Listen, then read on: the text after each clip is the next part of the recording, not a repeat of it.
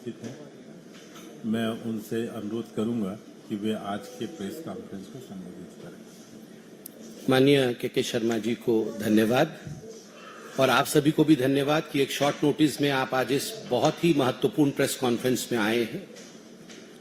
आज हमने राहुल गांधी जी के प्रेस कॉन्फ्रेंस को देखा और ये कोई पहली बार नहीं है कि राहुल गांधी किसी संवैधानिक संस्थान के ऊपर हमला करते हुए नजर आए और महाराष्ट्र या कर्नाटक के चुनाव को कटघरे में खड़े करते हुए नजर आए। आज के राहुल गांधी के प्रेस कॉन्फ्रेंस के दो हिस्से हैं। एक तकनीकी हिस्सा है, टेक्निकल व्यू पॉइंट है, कितने वोटर, कितने लोगों ने वोट दिया, किस प्रकार वोटिंग हुई, वोट का तरीका किस प्रकार का है, उसको लेकर राहुल गांधी जी के मन में कुछ संदेह है। और दूसरा जो हिस्सा राहुल गांधी जी के आज के प्रेस वार्ता का है वो राजनीतिक है, क्योंकि भारतीय जनता पार्टी को उन्होंने घेरने की कोशिश की है। भारतीय जनता पार्टी के खिलाफ भी उन्होंने अनर्गल कहा है। मैं मानता हूं कि जो तकनीकी विषय हैं वो कंसर्न डिपार्टमेंट अर्थात चुनाव आयोग, मैंने अभी कुछ देर पहले मीडिया में भी देखा है, चुनाव आयोग ने भी कुछ जवाब दिया है। उस विषय में भी मैं अपने प्रेस कॉन्फ्रेंस में लाऊंगा क्योंकि वो अभी पब्लिक डोमेन में है। मगर तकनीकी विषयों को अलग रखते हुए एक वृहद विषय को लेते हुए, राजनीतिक विषय को लेते हुए मैं इस प्रेस कॉन्फ्रेंस को संबोधित करता हूं। पहली बात है कि राहुल गांधी और कांग्रेस पार्टी ने आज तक उन राज्यों में कोई भी प्रेस कॉन्फ्रेंस नहीं किया जिन राज्यों में उनको जीत मिली है। ये जो मीठा मीठा गप गप और कड़वा कड़वा थू थू, यह जो सिलेक्टिविटी है कि हम सिलेक्टिव आउटरीच दिखाएंगे, यह भी भारत की जनता देख रही है। आप हिमाचल में जीतते हैं तो उस समय तो नहीं कहते हैं कि इलेक्शन कमीशन ने अच्छा काम किया, उस समय तो आप नहीं कहते हैं कि इलेक्शन कमीशन ने कहीं ना कहीं फर्जीवाड़ा किया, उस समय आप फर्जीवाड़ा आपको नजर नहीं आता है या आप बधाई भी नहीं देते हैं, उस समय आप न्यूट्रल हो जाते हैं। आप तेलंगाना में जीतते हैं, आपका मुख्यमंत्री बनता है तेलंगाना में, भारतीय जनता पार्टी हार जाती है, उस समय का कोई भी प्रेस कॉन्फ्रेंस आप दिखा दीजिए कि राहुल गांधी ने कहा हो कि तेलंगाना में इलेक्शन कमीशन ने फर्जीवाड़ा किया है। उस समय किसी के ऊपर कोई प्रश्नवाचक चिन्ह नहीं उठाते। जब आपको 99 सीट मिलती है लोकसभा के चुनाव में तो आप पूरे देश में सेलिब्रेट करते हैं और कहते हैं देखो हमारी जीत हो गई। कैसे? यदि देश का लोकतंत्र हार गया, यदि देश का चुनाव आयोग ही कॉम्प्रोमाइज्ड है आपके कहने के मुताबिक, तो आप सेलिब्रेट किस बात का कर रहे हो कि हम जीत गए हैं, हमें अधिक सीटें मिली है। तो कहीं ना कहीं एक सिलेक्टिव आउटरीच कांग्रेस पार्टी और राहुल गांधी में देखने को मिलता है। दूसरी बात है, राहुल गांधी का फ्रस्ट्रेशन की ये चरम सीमा है और मैं बहुत सोच समझ कर बोल रहा हूं। आज जिस प्रकार के शब्दों का प्रयोग किया गया है, मैं तकनीकी विषय पे तो आऊंगा, मगर आज पहली आपत्ति मैं दर्ज करता हूं कि चुनाव में हार जीत ये लगी रहेगी। सबसे बड़े समय के लिए यदि विपक्ष में किसी पार्टी ने समय बिताया है तो मेरा मानना है जनसंघ भारतीय जनता पार्टी है। हमारी पार्टी ने सबसे बड़े कालखंड के लिए विपक्ष के रूप में जिम्मेदारी संभाली, मगर कभी भी कोई भी ऐसा वाकया नहीं हुआ। कई बार हमने भी प्रेस कॉन्फ्रेंस किया है, मगर कभी भी ऐसा नहीं हुआ कि इलेक्शन कमीशन के, चुनाव आयोग के अधिकारियों को धमकाने का काम हमारे किसी नेता ने किया हो। आज के शब्द क्या थे राहुल गांधी जी के? राहुल गांधी जी के शब्द थे, यदि मेरे प्रेस कॉन्फ्रेंस के ऊपर जवाब नहीं आया तो there will be serious consequences, बहुत घातक परिणाम होंगे। सीरियस कॉन्सिक्वेंसेस को अगर हम ट्रांसलेट करते हैं तो हिंदी में अनुवाद बनता है घातक परिणाम होंगे। क्या घातक परिणाम होंगे? उन्होंने यह भी जस्टिफाई किया कि एक दिन ऐसा आ सकता है कि जब हम ऑपोजिशन वाले अभी भी उनके मुंह में खुद ही कांग्रेस पार्टी के सर्वोच्च नेता के मुख से यह नहीं निकल रहा है कि एक दिन ऐसा भी आ सकता है कि कांग्रेस पार्टी सरकार बना सकती है। He lacks confidence to that extent. उस हद तक उनके मन के अंदर कॉन्फिडेंस और विश्वास नहीं है कि कांग्रेस पार्टी कभी भविष्य में सरकार बना सकती है। वो आज भी कह रहे हैं कि ऐसा समय आ सकता है कि भविष्य में ऑपोजिशन कभी सरकार बना सकती है। तब चुन चुन कर एक एक अधिकारी को, वो कितना भी बड़ा क्यों ना हो, उसको छोड़ा नहीं जाएगा। ये किसकी भाषा है? ये एलओपी की भाषा है या एक, मैं तो खराब शब्दों का प्रयोग, अमर्यादित शब्द का प्रयोग करना कदाचित नहीं चाहूंगा, क्या सड़क चलते किसी ऐसे व्यक्ति की जो रोड रेज में बोलता है? This language is the language of election rage, कि आपके गाड़ी का एक्सीडेंट हो गया है, आपके पार्टी का एक्सीडेंट हो गया है बिकॉज ऑफ नॉन परफॉर्मेंस, और आप इलेक्शन रेज में आ गए हैं। जिस प्रकार रोड रेज का हम केस देखते हैं, राहुल गांधी जी का ये इलेक्शन रेज है। ये कई महीनों से चल रहा है। जब आप कहते हैं कि चुन चुन के मैं छोड़ूंगा नहीं, मैं बर्बाद कर दूंगा ऑफिसर्स को, this is not the language. मैं सत्ताधारी पार्टी का प्रवक्ता हूं, मेरे बगल में आदरणीय केके जी बैठे हैं, ये सत्ताधारी पार्टी के प्रवक्ता हैं। मुस्कुराकर हमें इन प्रश्नों का उत्तर देना होगा। एक क्षण के लिए भी हमारे मुख पर एरोगेंस और अहंकार नहीं होना चाहिए। हम कौन हैं? हम नौकर हैं, हम जनता के सेवक हैं, चाकर हैं हम। ये जो हम आज बैठे हुए हैं इस चेयर पे और बात कर रहे हैं, जनता जनार्दन ने वोट दिया है उनकी नौकरी करने के लिए। बाबा साहेब अंबेडकर द्वारा बनाए गए संविधान के पन्नों में इलेक्शन कैसा होगा, कैसे कंडक्ट करेगी चुनाव आयोग उस इलेक्शन को, इस विषय में पूरी जानकारी है। और बाबा साहब ने यह भी लिखा है अपने संविधान में कि यदि कोई आयोग अपना काम ठीक से नहीं करती है तो कोर्ट भी है, आप कोर्ट की दरवाजे को भी खटखटा सकते हैं। मैं आज राहुल जी से पूछना चाहता हूं, राहुल जी, अभद्र शब्दों का तो प्रयोग आपने कर लिया, मगर विनम्रता के साथ क्या आप कोर्ट गए? Did you file a petition against this? 288 candidates ने शायद आपके लड़े होंगे, 288 आपके और ऑपोजिशन वालों के महाराष्ट्र में लड़े होंगे।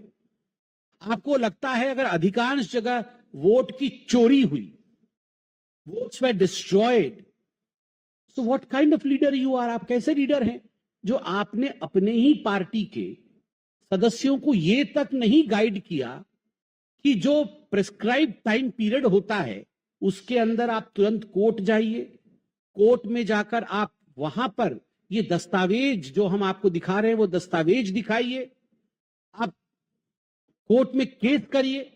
मगर no, Rahul Gandhi did not go to the court. मुझे तो आश्चर्य हुआ, उनके जो प्रॉक्सी कोर्ट में गए थे, राहुल गांधी नहीं गए मगर प्रॉक्सी गए। जो प्रॉक्सी कोर्ट में, हाई कोर्ट में गए थे, what did the high court से? हाई कोर्ट का जवाब है, Bombay high court dismisses plea alleging irregularities in Maharashtra assembly polls. Bombay high court ने फटकार लगाई और साथ में बॉम्बे हाई कोर्ट कहती है gross abuse of the process of law. ये जो रिट पिटीशन जिसने भी दाखिल किया है उनके खिलाफ कहती है ये ग्रॉस अब्यूज ऑफ लॉ है। आगे चल के बॉम्बे हाई कोर्ट की जो खंडपीठ है जिसमें जस्टिस JS कुलकर्णी और जस्टिस आरिफ डॉक्टर हैं, उन्होंने बड़े स्पष्ट रूप से कहा है, the court found no evidence of fraud और illegal voting and emphasised that the petitioner had failed to demonstrate any personal legal injury और enforceable right. We do not find a scratch of legal grievance, much less legal injury. कोई legal injury नहीं हुई है, कोई legal grievance नहीं हुआ है, और कोर्ट ने उसे डिसमिस कर दिया। चलिए, आप कोर्ट नहीं गए। मैं अभी आने से पहले थोड़ा बहुत रिसर्च कर रहा था कि राहुल गांधी जी इलेक्शन कमीशन से तो सवाल पूछे ही होंगे। ये आज जो हार्वर्ड स्टाइल में प्रेस कॉन्फ्रेंस कर रहे थे, प्रोफेसर की तरह घूम घूम कर वो क्या है पीछे पीपीटी बना करके हार्ड वर्क कर लेते तो ये हार्वर्ड स्टाइल का प्रेस कॉन्फ्रेंस नहीं करना पड़ता। ये जो हार्वर्ड स्टाइल का प्रेस कॉन्फ्रेंस कर रहे थे तो क्या उससे पहले वो इलेक्शन कमीशन गए? मालूम पड़ा कि जो केपीसीसी है, कर्नाटका प्रदेश कांग्रेस कमेटी है, वो गई थी अभी इलेक्शन कमीशन, 3 तारीख को गई थी इसी महीने के। इलेक्शन कमीशन ने उनको 6 तारीख को कहा कि आप 8 तारीख को आइए, हम आपको सुनेंगे। मगर 7 तारीख को ही राहुल गांधी जी वो आ नहीं गए सुनने। कल सुनना था, कल जाना था कमीशन के पास, मगर 7 तारीख को ही प्रेस कॉन्फ्रेंस कर दिया। केवल इतना ही नहीं, महाराष्ट्र के चुनाव के विषय में बात हो रही है। महाराष्ट्र के चुनाव को लेकर जब नवंबर 2024 में राहुल गांधी जी ने पहली बार आपत्ति दर्ज की तो दिसंबर में ही इलेक्शन कमीशन ने चिट्ठी लिख के बुला लिया था कि राहुल जी आप आइए ना, you come and have a discussion with us. वो चिट्ठी भी मैं लेकर आया हूं। मैं ये चिट्ठी इसलिए लेके आया हूं क्योंकि ये चिट्ठी पब्लिक डोमेन में है और ये किसी और देश का इलेक्शन कमीशन नहीं है, ये हमारे देश का ही इलेक्शन कमीशन है।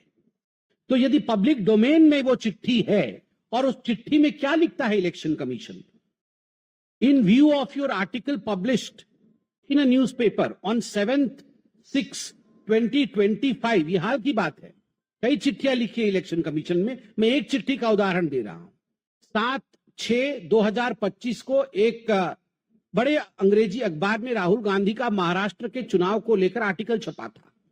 उस आर्टिकल में वही बातें की गई थी जो बातें आज उन्होंने प्रेस कॉन्फ्रेंस में की है। तो चुनाव आयोग ने कहा था कि माननीय राहुल जी, ऐसा है कि नवंबर 2024 में महाराष्ट्र का चुनाव हुआ, दिसंबर में भी आपने यही सब आरोप लगाए थे, तो हमने आपको दिसंबर में ही बुलाया था। चलिए कोई बात नहीं, आप नहीं आए। यहां पर इलेक्शन कमीशन ने कुछ डाटा दिया है, ये पब्लिक डोमेन में डाटा है। ये डाटा है कि कुल मिलाकर के 1,08,026 BLA है, बूथ लेवल एजेंट है महाराष्ट्र के अंदर सभी पार्टी के। BLA का काम क्या होता है? BLA का काम होता है कि इस घर में बहुत सारे वोटर हैं। अरे कैसे हो सकता है इस घर में इतने सारे वोटर? चलो कंप्लेंट करो BLO को, मतलब ऑफिसर को, जो बूथ लेवल ऑफिसर होता है। ये BLA पॉलिटिकल पार्टी अपॉइंट करती है और BLO इलेक्शन कमीशन का ऑफिसर होता है। अरे इसका नाम सही नहीं है, इसके पिताजी का नाम तो गलत है, चलो कंप्लेंट करो, ठीक करवाते हैं। अरे ये तो 18 साल की नहीं है, ये तो 60 साल की है, इलेक्शन कमीशन को हम कंप्लेंट करते हैं। ये BLA का काम होता है। कितने BLA हैं महाराष्ट्र में कांग्रेस पार्टी के? 28,420, 420 नहीं, 28,420, 28,420 BLA। 28,420 BLA होने के बाद भी ये सारे BLA क्या कर रहे थे? ये सारे BLA क्या कर रहे थे? ये सोए हुए थे। ये किसके घर में किसका कितना वोटर निकला है, किसकी कितनी लिस्ट है, किसका नाम क्या है, ये इन्होंने क्यों नहीं देखा? फिर इलेक्शन कमीशन लिखती है कि चलिए आप ऐसा करिए, आप बहुत बिजी व्यक्ति हैं, तो आप अपनी सहूलियत बताइए कि आप सब डॉक्यूमेंट लेके हमारे पास आइए, अपनी सहूलियत बताइए, और ये हमारा एड्रेस है, ये हमारा ईमेल आईडी है, अपना समय और स्थान दे दीजिए, वहां बैठ के चर्चा हो जाएगी, क्या आपके प्रॉब्लम है उनका हम समाधान और उत्तर दे देंगे। मगर राहुल जी ने, मुझे नहीं पता ईमेल किया कि नहीं, मगर अभी तक इलेक्शन कमीशन से समय लेकर मिलने का काम नहीं किया। आज एक प्रेस कॉन्फ्रेंस किया, नंबर 1। नंबर 2, आज मैं देख रहा था इलेक्शन कमीशन का कुछ चिट्ठी भी आया है, वह भी आपने देखा है, ये आज की ही चिट्ठी है इलेक्शन का। मुझे कैसे मालूम पड़ा कि केपीसीसी ने चिट्ठी लिखी थी मिलने के लिए और 8 तारीख का टाइम मिला था इलेक्शन कमीशन का? ये इस चिट्ठी से मालूम पड़ा, जो हर वेबसाइट में आज मौजूद है इलेक्शन कमीशन के, और आज आप लोग भी दिखा रहे हैं। इस चिट्ठी के 2 भाग हैं। दूसरे भाग में इलेक्शन कमीशन ने राहुल गांधी जी को कहा कि अच्छा, आपके पास बहुत सारी डेटा है जो आपने आज प्रस्तुत किया है कि इतने लोगों का नाम कट गया, इतने लोगों का नाम जुड़ गया, इत्यादि इत्यादि, तो हम तैयार है जांच करने के लिए। मगर जांच का एक प्रोसीजर होता है कि ये जो सारी कागजें आप देख रहे थे, मोटी मोटी कागजें बंडल बंडल लेके घूम रहे, ये सारी जो कागजें हैं, आप ओथ में कि मैं राहुल गांधी, फलाना ढिकड़ा मेरा एड्रेस, मैं ओथ पे कहता हूं कि ये सब कागज मेरे पास है, मैं इन्हें सत्यापित करता हूं, आप इसकी जांच करिए। इसको सत्यापन करना होता है। पार्लियामेंट में भी मैं कोई भाषण दे दूं तो अपोजिशन अगर कह दे कि यह सांसद ठीक नहीं बोल रहे हैं, तो मुझे सत्यापित करना पड़ेगा पार्लियामेंट में। I have to place on record कि जो मैं बोल रहा हूं वो सत्य बोल रहा हूं, क्योंकि हम सब अंडर ओथ हैं, तो हमको सत्यापित करना पड़ेगा। राहुल गांधी देश के लीडर ऑफ अपोजिशन है, उन्होंने एक संवैधानिक संस्था के खिलाफ कुछ आरोप लगाए, उनका डेमोक्रेटिक राइट है, मगर जो हमारी संवैधानिक सत्यापन है, जो संविधान कहती है, वो कहती है कि रूल ऐसे है, कंप्लेंट किया है तो अंडर ओथ आप लिख के दीजिए कि ये कागज है, मैं ये डिपॉजिट कर रहा हूं, मेरे को ये कागज इस सोर्स, ठीक सोर्स है, आप इसका इन्वेस्टिगेशन कीजिए। जब आप लोगों ने राहुल गांधी से पूछा कि आप ओथ में देंगे, तो राहुल गांधी बोलते हैं मेरे शब्द ही मेरे ओथ है, my words are my oath. बहुत बड़ा बाहुबली है। माय वर्ड्स, मेरे शब्द ही मेरे शासन है। यही हम चाकर हैं, हम नौकर हैं लोगों के, और ये राजा हैं। मेरे शब्द ही मेरे शासन है। ये तो इस फिल्म में डायलॉग था ना, मेरे शब्द ही मेरे शासन है। मैं बोल दूंगा वही शासन होगा। आप गांधी परिवार के हो सकते हैं, आप गांधी जी नहीं है। तो नकली गांधी परिवार के लोग ये न सोचे कि उनके शब्द ही देश का शासन है। देश का शासन बाबा साहेब अंबेडकर जी द्वारा लिखे हुए संविधान में है। The words of the constitution of India is the शासन ऑफ दिस कंट्री। संविधान की भाषा ही इस देश की मर्यादा है, इस देश का शासन है। राहुल गांधी के वर्ड शासन नहीं है। राहुल गांधी कहते हैं मेरी क्रेडिबिलिटी है। काहे चीज की क्रेडिबिलिटी है? आपके वर्ड ही आपके शासन थे। कुछ दिन पहले तो आप कह रहे थे चीन ने हमारे 2000 या 4000 स्क्वायर किलोमीटर, पता नहीं कहीं 2000 बोलते थे, कहीं 4000 बोलते थे, 4000 स्क्वायर किलोमीटर जमीन हड़प ली है भारत की। सुप्रीम कोर्ट ने ठिकाने लगा दिया। सुप्रीम कोर्ट ने सवाल पूछ लिया कि are you a true Indian? आप सच्चे भारतीय हैं क्या? इस प्रकार के शब्द आप बोलेंगे? जिस देश के थाली में खाना खाते हैं उसी देश में छेद करेंगे। इनडायरेक्टली तो यही पूछा गया कि इस देश की आर्मी के ऊपर आप सवाल उठाएंगे? Are you a true Indian? और प्रियंका वाड्रा जी कहती है हु आर द जजेस? हु आर द जजेस? वो कौन है ये सब कहने वाले? वाह, मतलब दोनों भाई बहन मिलके मेरे ही शब्द मेरे शासन है। ये गांधी परिवार सोचते हैं कि हाँ तानाशाही, बिल्कुल ठीक कह रहे हैं कि जी तानाशाही है। सुप्रीम कोर्ट के जज भी नहीं कह सकते हैं। इलेक्शन कमीशन भी प्यार भरा पत्र लिखा है कि आइए चर्चा करेंगे। Who are they? Consequences face करना पड़ेगा। क्या है ये? क्या है ये? बाहुबली है आप? ऐसा नहीं चलता है। और तो और रफाल के विषय में 3-3 बार कान पकड़ करके माफी मांगनी पड़ी थी। लगभग सुप्रीम कोर्ट में उठक बैठक की नौबत आ गई थी। लिखित रूप में एफिडेविट दे के आपको सुप्रीम कोर्ट से माफी मांगना पड़ा था कि सुप्रीम कोर्ट के विषय में जो गलत टिप्पणी और झूठी टिप्पणी आपने की थी उसके लिए मैं माफी मांगता हूं। ये सुप्रीम कोर्ट के लिए किया था। वीर सावरकर को जिस प्रकार के शब्दों के प्रयोग से अपमानित किया, आज उसके लिए भी माफी मांगना पड़ रहा है।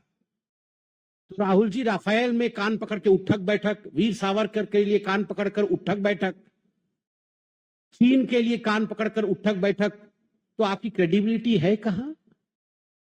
कितनी क्रेडिबिलिटी आपकी है कि आपके शब्द ही आपके ओथ हो जाएंगे? You do not have credibility, you lack credibility. Your oath has no meaning, your words have no meaning. That's the reason as to why you have to give an affidavit to the election commission. जो आपसे मांगा गया है वो देश का संविधान है। संविधान के अनुरूप लिखित रूप में दीजिए और जांच करवाइए, तभी जाके असलियत सामने आपकी आएगी। दूसरी बात, और मैं कड़े शब्दों में कहना चाहूंगा, अभी तक तो बहुत आराम से कह रहा था। राहुल गांधी जी ने कहा ये Bharatiya Janata party anti incumbency मिटाने के लिए बहाने ढूंढ के लाती है। पुलवामा जैसा बहाना, पुलवामा बहाना था? मैं देश से पूछता हूं, आज जो राहुल गांधी जी ने कहा कि पुलवामा एक बहाना था एंटी इनकम्बेंसी को मिटाने के लिए, ऑपरेशन सिंदूर एक बहाना था एंटी इनकम्बेंसी को मिटाने के लिए, क्या अर्थ है? उसका अर्थ है भारत ने ही अटैक कराया अपने देश पे और सारी जिम्मेदारी पाकिस्तान पे मढ़ दिया, और पाकिस्तान पे अटैक करके, मतलब जो वो कहते हैं हम तो अटैक करते नहीं, हम तो बुद्ध की देश है, हम तो अपने सिटीजन्स की रक्षा करते हैं, और पाकिस्तान के साथ इस प्रकार का प्रपंच रच के एंटी इनकम्बेंसी को मिटा दिया और वोट गेन करने की कोशिश की। यही कहना चाहते हैं आप राहुल गांधी? इसीलिए सुप्रीम कोर्ट ने आपसे पूछा, are you a true Indian?